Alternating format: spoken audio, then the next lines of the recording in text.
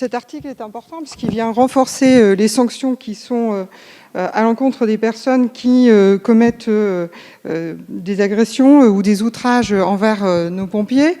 Et c'est vrai que même si, et heureusement, la plupart des Français et de la population soutient nos sapeurs-pompiers et sont fiers de leur action, il arrive de plus en plus qu'on ait à déplorer ce type d'agression et ce type d'outrage.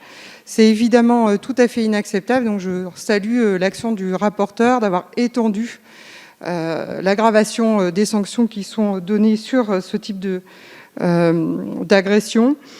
Et qui, par cet article, va montrer aussi notre solidarité envers nos sapeurs-pompiers. Un petit point sur l'anonymat.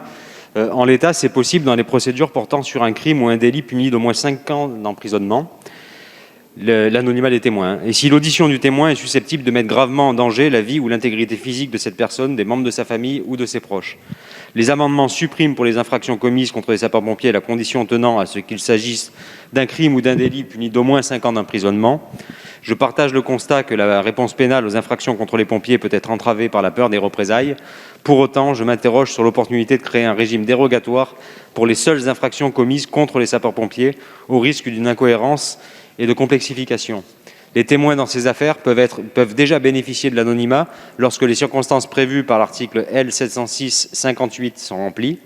Par ailleurs, l'article L706-57 du Code de procédure pénale permet d'ores et déjà aux personnes susceptibles d'être auditionnées dans le cadre d'une procédure de déclarer comme domicile l'adresse du commissariat ou de la brigade de gendarmerie. Je voudrais en profiter, puisque je ne l'ai pas encore fait, pour saluer l'engagement des sapeurs-pompiers, notamment des pompiers de Paris, auprès de qui j'étais en immersion il y a quelques semaines de cela, qui mènent un travail extraordinairement difficile, dans des conditions particulièrement dures et singulièrement en ce moment, et notamment adresser un salut à tous ceux qui sont engagés dans les campagnes de vaccination au moment même où nous tenons ces débats.